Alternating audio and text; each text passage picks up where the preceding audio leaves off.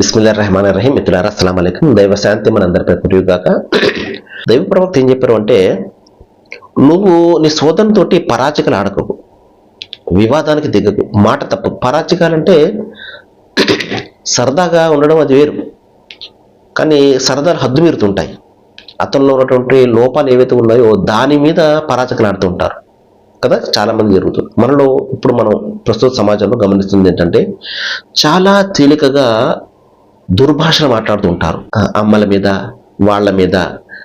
అది పరాచికంగానే. ఎంత దారుణం ఒకసారి ఆలోచన చేయండి. మన చదువు మనకు ఏం నేర్పిందండి? సంస్కారం నేర్పిందా? మంచి భాష మనకు నేర్పిందా మన చదువు? నేను మాట్లాడుతుంది చదువు లేనటువంటి పామర్ల గురించి కాదు, ఎంతో బాగా చదువుకున్నటువంటి డిగ్రీలు, పిహెచ్డీలు చేస్తున్నటువంటి వాళ్ళ గురించి నేను చెప్తున్నా. వాళ్ళ లాంగ్వేజ్ కూడా ఒకసారి మీరు సోషల్ మీడియాలో చూడండి. సోషల్ మీడియాలో ఈ రోజున ఒకరి గురించి ఎన్ని భయంకరమైనటువంటి నచ్చకపోతే, ఒక మతం నచ్చకపోతే, లేకపోతే ఒకటి ఏదైనా నచ్చకపోతే ఎంత భయంకరమైనటువంటి పదజాలంతో వాళ్ళు కామెంట్లు పెడతారో ఒకసారి చూడండి. ఎక్కడికి పోతుందండి ప్రపంచం? ఒకసారి చాలా బాధ అనిపిస్తూ ఉంటుంది. మనము చదువుకున్నటువంటి మూర్ఖులము, మనం చదువుకున్నటువంటి పామర్లం. మన చదువు కేవలము మనల్ని ఏమి నేర్పలేదు చెప్పాలంటే. ఒక మంచి మనిషిగా మనల్ని నేర్పలేదు, ఒక మంచి మాట మాట్లాడే వ్యక్తిగా మనం నేర్పలేదు, ఒక మంచి భాషను మాట్లాడే వ్యక్తిగా మనం నేర్పనప్పుడు మన చదువు ఎందుకండి?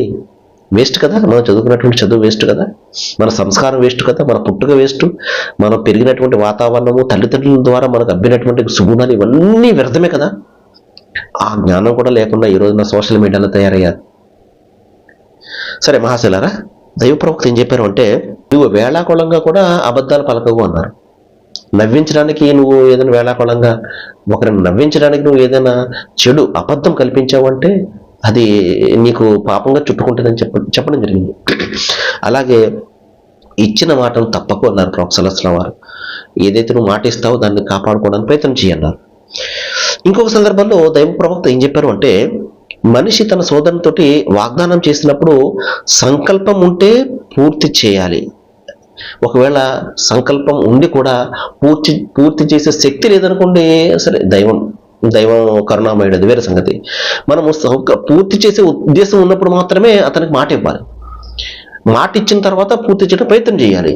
ఒకవేళ మన సంకల్పం పూర్తి చేసే ఉద్దేశంతో, సంకల్పంతోనే మనం మాట ఇచ్చాము, కానీ పరిస్థితుల కారణంగా మనం దాన్ని నిర్వర్తించలేకపోతే అది వేరే సంగతి. ఆ మాటను తీసేసే ఉద్దేశంతో మనం మాట ఇవ్వడం అది చాలా తప్పు. సర్వేజన సుఖినో భవంతు. Thank you.